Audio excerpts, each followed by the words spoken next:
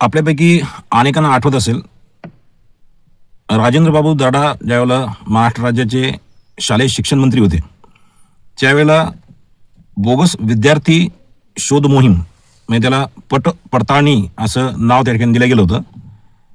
त्याच धर्तीवर सध्या बोगस शिक्षक यांची शिक्षक पडताळणी मोहीम महाराष्ट्र राज्य शासनाने त्या ठिकाणी नियोजनबद्ध पद्धतीने राबवण्याला सुरुवात केली आहे.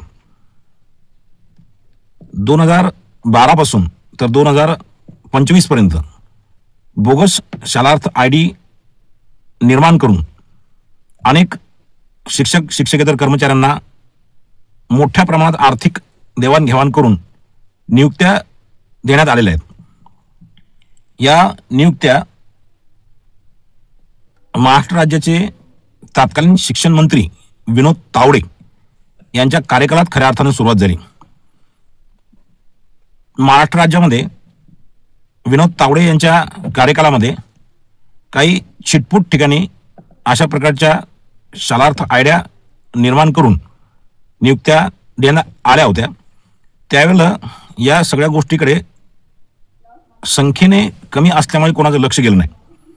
परंतु आपल्या महाराष्ट्र राज्याचे माजी मुख्यमंत्री श्री उद्धव ठाकरे यांच्या कार्यकाळात ज्यावेळेला उद्धव साहेब ठाकरे हे मंत्रालयामध्ये जात नव्हते, तब्बल 14-15 महिने हे महाशय महाराष्ट्राचे मुख्यमंत्री असताना मंत्रालयातच गेले नाही आणि मंत्रालयातील काही अधिकारी आणि बाहेर फील्डवर या शालार्थ ID घोटाळ्यामध्ये सक्रिय असलेल्या लोकांना आयतच फावलं.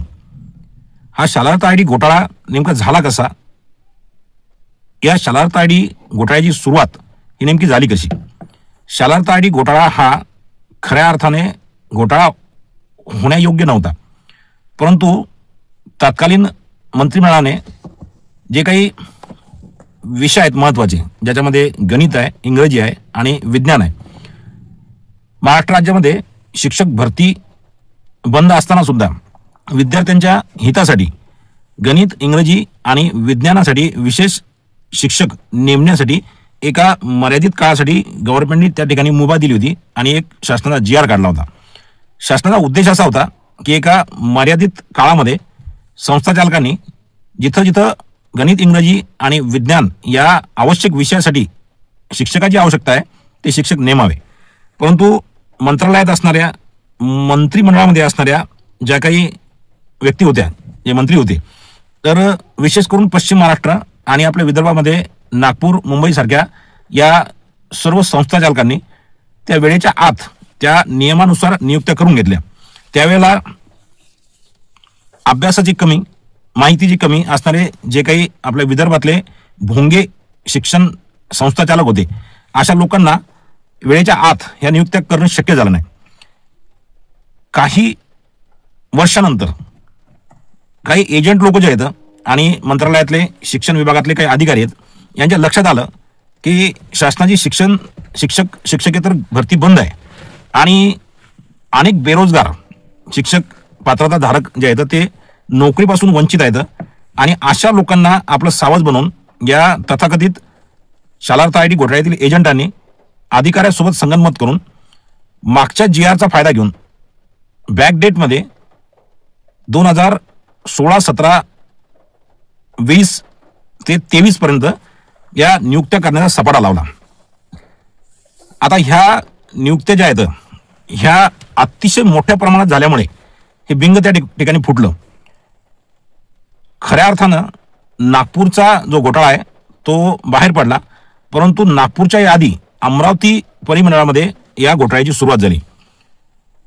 हिंगोली जिल्ह्यात एक बांगर नावाचे कोणीतरी एक व्यक्ती आहेत, त्या व्यक्तीने बुलढाणा जिल्ह्यातील, वाशिम जिल्ह्यातील आणि अकोला जिल्ह्यातील काही संस्था चालकांसोबत स्वतः संपर्क केला आणि या शालार्थ ID घोटाळ्यातील या सगळ्या रॅकेटने काही संस्था चालकांना बळी पाडलं की आम्ही या सगळ्या गोष्टीची पूर्ण जबाबदारी घेतो आणि या सगळ्या गोष्टीतनं तुम्ही जे काही उमेदवार आहेत, जे कॅन्डिडेट आहेत, अशाकडनं अमुक एवढ्या रकमा तुम्ही घ्यायच्या आणि आम्हाला त्या रकमांमधून काही शेअर द्यायचा, बाकी सर्व आम्ही त्या ठिकाणी सांभाळतो.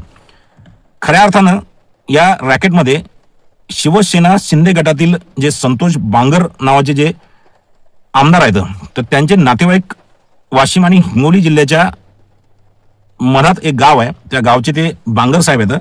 त्या बांगर साहेबांना खऱ्या अर्थानं बुलढाणा जिल्ह्यामध्ये हा घोटाळा त्या ठिकाणी करण्यास सुरुवात केली आणि त्याला मेहकर तालुका आणि संपूर्ण बुलढाणा जिल्हा म्हणजे मेहकर तालुक्यामध्ये लोणीगवडी, देऊळगाव माळी, घाटबोरी, स्वतः मेहकर, सिंदखेड राजा आणि इतर बुलढाणा जिल्ह्यातील तालुक्यांमध्ये हा घोटाळा त्या ठिकाणी झालेला आहे. महाराष्ट्र राज्य सरकारच्या ज्यावेळेला हे लक्षात आलं की या सगळ्या अधिकाऱ्यांनी आणि या सगळ्या एजंट लोकांनी शासनालाच त्या ठिकाणी चुना लावला, म्हणजे शासनाच्या तिजोरीमधनं शालार्थ आयडी निर्माण करून बॅक डेटमध्ये या सगळ्या लोकांचा पगार त्या ठिकाणी काढला आणि एरियसच्या रूपानं कोट्यवधी रुपये त्या ठिकाणी या सगळ्या एजंट लोकांनी काढून घेतले आणि वाटून घेतले. फसवणूक ही एखाद्या कार्यालयाची होऊ शकते, फसवणूक एखाद्या व्यक्तीची होऊ शकते, परंतु प्रत्यक्ष शासनाचीच फसवणूक या लोकांनी केल्यामुळे शासनाच्या पायाच्या खालची वाळू त्या ठिकाणी सरकलेली आहे. आता बोलताना किंवा मग या सगळ्या गोष्टीबद्दल प्रतिक्रिया देताना शासनात असलेले लोक हे उघड बोलत नाहीत, कारण त्यांना माहिती आहे की या सगळ्या गोष्टीमध्ये आपल्या सरकारचीच त्या ठिकाणी नामुष्की आहे. मग ते विनोद तावडेचा काळ असो किंवा मग आपल्या उद्धव साहेब ठाकरे गैरहजर राहणारे यांचा काळ असो किंवा मग मध्यंतरीचा फडणवीस साहेबांचा काळ असो, शासनाच्या डोळ्यात त्या ठिकाणी धूळ फेकून या लोकांनी प्रत्यक्ष शासनालाच त्या ठिकाणी चुतिया बनवलेला आहे. त्याच्यामुळे शासन बोलत असताना याच्याबद्दल प्रतिक्रिया देत नाही, परंतु या सगळ्या प्रकरणामधून एकही व्यक्ती त्या ठिकाणी सुटणार नाही याची दक्षता बीजेपी सरकारने त्या ठिकाणी घेतलेली आहे. कारण काय की वस्तुस्थिती अशी आहे की बीजेपी वाल्यांच्या कुठल्या संस्था नाहीत. याच्यामध्ये मी जरी राष्ट्रवादी काँग्रेस पार्टीमध्ये सक्रिय असलो तरी सुद्धा सन्माननीय अजितदादा या गोष्टीवर चुप्पी साधून आहेत, कारण त्यांच्या आसपास असलेल्या काही अशा संस्था आहेत की त्या संस्थेमध्ये सुद्धा शालार्थ आयडी घोटाळा त्या ठिकाणी झालेला आहे. मग तो शरद पवार साहेबांच्या रयत शिक्षण संस्थेत असो किंवा मग प्रत्यक्ष दस्तूर खुद्द अजितदादा पवार यांचं पुणे प्रसारक मंडळ ही जी त्यांची जी संस्था आहे त्या संस्थेत सुद्धा शालार्थ आयडी घोटाळे झालेले आहेत. आणि एकनाथ शिंदे साहेब या सगळ्या गोष्टीपासून अनभिज्ञ आहेत. एकनाथ शिंदे साहेबाच्या महाराष्ट्रामध्ये कुठल्या संस्था नाहीत, त्यांच्या स्वतःच्या संस्था नाहीत. त्याच्यामुळे एकनाथ शिंदे साहेब असो किंवा अजितदादा असो या गोष्टीवर ते चुप्पी साधून आहेत. परंतु देवेंद्र फडणवीस साहेबांनी या सगळ्या गोष्टीमध्ये अतिशय कडक आणि कठोर भूमिका त्या ठिकाणी घेतलेली आहे.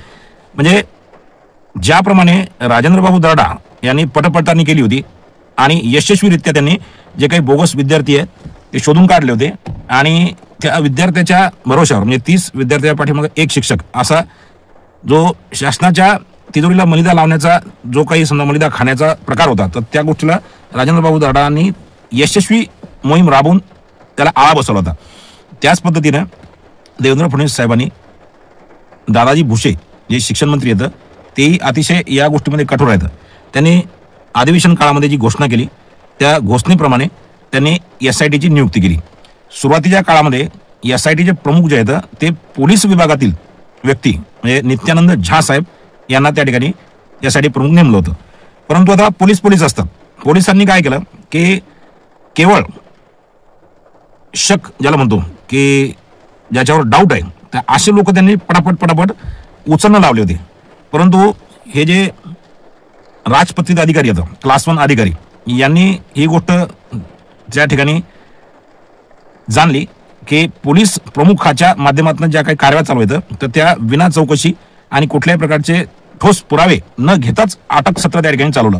म्हणून या लोकांनी काय केलं की सरकारवरच त्या ठिकाणी दबाव आणला. म्हणजे मला आठवते की बरोबर मागच्या महिन्याच्या 7 की 8 तारखेला त्यांनी एक दिवसीय रजा आंदोलन केलं होतं, ज्यावेळेला सिद्धेश्वर काळुसे आणि कुंभार मॅडम यांना यासाठी उचललं होतं. तर त्यांनी काय केलं की एक रजा आंदोलन केलं आणि त्याच्यानंतर मग बेमुदत रजा आंदोलन करू अशा प्रकारचा सरकारला इशारा दिला. परंतु या इशाऱ्यामधनं सरकार सावध झालं आणि त्यांनी पाहिलं की हे लोक सरकारवरच त्या ठिकाणी दबाव आणण्याचा प्रयत्न करतात. आता या दबावाला फडणवीस सरकार त्या ठिकाणी काही बदलं नाही किंवा काही या गोष्टीच्या आहारी गेलं नाही. त्यांनी काय केलं की CP ऑफिसमध्ये पोलीस जे नित्यानंद झा साहेब होते, पोलीस उपायुक्त नागपूर झोन 2 चे, तर त्यांच्या वर आणखी एक समिती त्यांनी नेमली म्हणजे पुलकुंडवार साहेब, चंद्रकांत पुलकुंडवार साहेब जे विभागीय आयुक्त आहेत पुण्याचे, अभ्यासू व्यक्तिमत्व आहे. बुलढाणा जिल्ह्याची जिल्हाधिकारी पदाची जबाबदारी त्यांनी सांभाळली आहे आणि या क्षेत्रामध्ये अतिशय हुशार आणि अतिशय अभ्यासू व्यक्तिमत्व म्हणून पुलकुंडवार साहेबांची त्या ठिकाणी ओळख आहे पूर्ण महाराष्ट्राला. तर अशा पुलकुंडवार साहेबाला त्यांनी SITचं प्रमुख नेमलं आणि त्यांच्या माध्यमातून अतिशय नियोजनबद्ध अशी चौकशी त्या ठिकाणी चालू आहे. आता मी या प्रकरणामध्ये अतिशय बारकाईनं लक्ष ठेवून आहे, त्याच्यामुळे सरकार सुद्धा नेमकं कोणत्या पद्धतीनं कारवाई करत आहे याचा सुद्धा मी अभ्यास करत आहे. तेव्हा गव्हर्नमेंटने अतिशय चांगल्या प्रकारे इनिशिएटिव्ह या सगळ्या गोष्टीमध्ये घेतला आहे की महाराष्ट्र राज्यातल्या सर्वच्या सर्व मुख्याध्यापकांना त्यांनी पत्र काढलं की आपण आपल्या संस्थेमध्ये असलेले जे काही वैध शिक्षक आहेत तर या शिक्षकांच्या कागदपत्राची जी काही पूर्तता आहे तर ती मुख्याध्यापकाचा स्वतःचा जो ID आहे आणि डेप्युटी डायरेक्टरचा शालार्थ प्रणालीचा जो ID आहे तर त्या IDवर म्हणजे त्या पोर्टलवर विद्यमान सर्व शिक्षकांचे कागदपत्र, मग त्याच्यामध्ये संस्थेचा ठराव, त्याच्यानंतर त्यांची वैयक्तिक मान्यता जी शिक्षणाधिकाऱ्याकडनं दिल्या जाते, त्याच्यानंतर त्यांचे सगळे शैक्षणिक कागदपत्र आणि सर्वात महत्त्वाचा विषय म्हणजे शालार्थ ID प्रणालीमध्ये या शिक्षकांची जी काही त्यात समावेश करण्याची जी प्रक्रिया आहे त्या प्रक्रियेला लागणाऱ्या प्रत्येक गोष्टी सिक्वेन्सनी त्या ठिकाणी अपलोड करायला सांगितल्या. आता आजचीच बातमी आहे की 31 ऑगस्ट 2025 पर्यंत हे सगळे कागदपत्र अपलोड करण्याची मुदत सरकारने दिली होती. परंतु पूर्ण महाराष्ट्रभरातल्या मुख्याध्यापकांची एक ओरड आहे की काही संस्थाचालक यांनी मुख्याध्यापकाकडे अशा काही बोगस शालार्थ ID काढलेल्या लोकांची कागदपत्र अजून सुपूर्द केले नाहीत. त्याच्यामुळे मुख्याध्यापकांना ही अडचण येत आहे की शासनाचा वरून तगादा आहे, शिक्षण अधिकाऱ्यांच्या स्पष्ट सूचना आहेत की ही कारवाई जी आहे ती ओरिजिनल डॉक्युमेंट जे आहेत ना ते शासनापर्यंत पोहोचण्यासाठी आहे. मग आता काही मुख्याध्यापक त्यांना संस्था चालकांनी कागदपत्र न दिल्यामुळे 31 तारखेच्या आत मुदतीपूर्वी हे सगळे कागदपत्र अपलोड करू शकले नाहीत. त्याच्यामुळे 28/8/2025 रोजी शिक्षण संचालनालय पुणे यांनी एक पत्र काढलं आणि मुख्याध्यापकांना हे जे काही कागदपत्र आहेत हे 15/9/2025 पर्यंत अपलोड करण्याची 15 दिवसाची एक वाढीव मुदतवाढ त्यांना दिलेली आहे. आता हा जो चेंडू आहे हा येऊन ठेपला आहे मुख्याध्यापकाच्या कोर्टामध्ये. आता आधीच मुख्याध्यापक हे संस्था चालकाला या एजंट लोकांना बळी पडलेले आहेत आणि यांच्या दबावाला यांच्या सगळ्या या काळ्या बेऱ्या गोष्टीला बळी पडून मुख्याध्यापक आधीच कचाट्यात आलेले आहेत. आता माझी विनंती आहे की संपूर्ण बुलढाणा जिल्हाभरातील आणि संपूर्ण महाराष्ट्रभरातील जे काही मुख्याध्यापक आहेत या मुख्याध्यापकांनी आता या संस्था चालकाची किंवा या एजंट लोकांची काळजी करू नये. जर मुख्याध्यापक आता या बोगस शालार्थ ID मध्ये संस्था चालकाला किंवा या एजंट लोकांना वाचवण्याचा प्रयत्न करतील तर हे मुख्याध्यापक त्या ठिकाणी चपेटमध्ये आल्याशिवाय राहणार नाहीत. आणि सरकार या गोष्टीत अतिशय कठोर आहे. अख्खेच्या अख्खे मुख्याध्यापक घरी पाठवायचं काम पडलं तरी सुद्धा शासनाची तयारी आहे. माझी विनंती आहे की सर्व मुख्याध्यापकांनी कुठल्याही प्रकारची तमा न बाळगता जे काही शासनाने निर्देश दिलेले आहेत, जे काही नियम घालून दिले आहेत त्या नियमाप्रमाणे सगळे कागदपत्र अपलोड करावे. जर कोणता संस्थाचालक त्या ठिकाणी ओरिजिनल कागदपत्र देत नसेल तर सरळ मुख्याध्यापकांनी काय करायचं की हे जे बोगस लोक आहेत ज्यांचे कागदपत्र नाहीत अशा लोकांना वगळून आपला अहवालवर अपलोड करायचा आहे. जर समजा मुख्याध्यापकाने झेरॉक्स किंवा खोट्या कागदपत्राच्या आधारे त्या ठिकाणी सबमिशन केलं किंवा त्यांचे खोटे कागदपत्र त्या ठिकाणी अपलोड केले तर ही जबाबदारी मुख्याध्यापकावर येणार आहे. कारण ही समिती जी आहे या समितीला कुठल्याही प्रकारचा त्या ठिकाणी शासन करण्याचा किंवा कुठल्याही प्रकारचा त्या ठिकाणी सजा देण्याचा अधिकार नाही. SIT जी आहे स्पेशल इन्व्हेस्टिगेशन टीम, या टीमला फक्त 3 महिन्याच्या आत या सगळ्या गोष्टीचा अहवाल जो आहे तो शासनास सादर करायचा आहे आणि हा अहवाल सादर झाल्यानंतर सरकार ठरवेल की नेमकं या मुख्याध्यापकाला संस्थाचालकाला संबंधित दोषी असलेले जे काही शिक्षणाधिकारी आहेत किंवा मग उपसंचालक आहेत, संचालक आहेत किंवा मग मंत्रालयातले काही अधिकारी आहेत यांच्या विरोधात नेमकी कारवाई काय करायची याचा निर्णय सरकार घेणार आहे. म्हणजे आता 15/9 पर्यंत आता हे सगळे कागदपत्र अपलोड होणार आहेत. म्हणजे 15 दिवसाचा एक जो दिवस एक जो काय म्हणतात त्याला एक कार्यकाल आहे तो थोडासा वाढलेला आहे. म्हणजे त्या 15 तारखेच्या नंतर पुढे 3 महिने SIT कडे असणार आहेत आणि SITला 3 महिन्यामध्ये हा अहवाल शासनास त्या ठिकाणी सादर करायचा आहे आणि सादर झालेल्या अहवालावरनं नेमकी या सगळ्या लोकांवर काय कारवाई त्या ठिकाणी करायची आहे हे शासन ठरवणार आहे. म्हणून पुनश्च एकदा माझी विनंती आहे की मुख्याध्यापकांनी आधीच या संस्था चालकाच्या दबावाला बळी पडून स्वतःची मान जी आहे ती फाशीच्या फंद्यामध्ये दिलेली आहे. आता तो फास जो आहे ना तो सेल करायचा असेल तर मुख्याध्यापकांनी जे काय खरं आहे, जे काय समजा या सगळ्या गोष्टीमध्ये गौडबंगाल झालेलं आहे याची माहिती जी आहे ती शासनाला दिली पाहिजे. नाहीतर मग मुख्याध्यापक या लोकांना वाचवण्याच्या फंदामध्ये स्वतःची नोकरी गमावून बसतील. फक्त नोकरीच जाणार नाही, या लोकांना अटके होतील आणि त्याच्या पुढे काय सजा सरकार देणार आहे ती सजा या लोकांना भोगावं लागेल.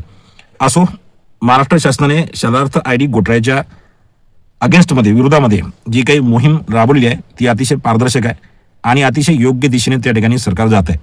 या शालार्थ ID घोटाळ्यामध्ये असलेले एजंट, संस्था चालक आणि या संस्था चालकांना आणि एजंटला सहकार्य करणारे मुख्याध्यापक आणि त्याच्याही पुढे जाऊन ज्या उमेदवारांनी कुठल्याही प्रकारचा विचार न करता, कुठल्याही प्रकारची माहिती न घेता फक्त आणि फक्त नोकरीच्या लालसेपोटी या सगळ्या लोकांना त्या ठिकाणी सहकार्य केलंय, असे कर्मचारी सुद्धा घरी जाणार आणि वेळ पडली तर जेलात सुद्धा जाणार. धन्यवाद.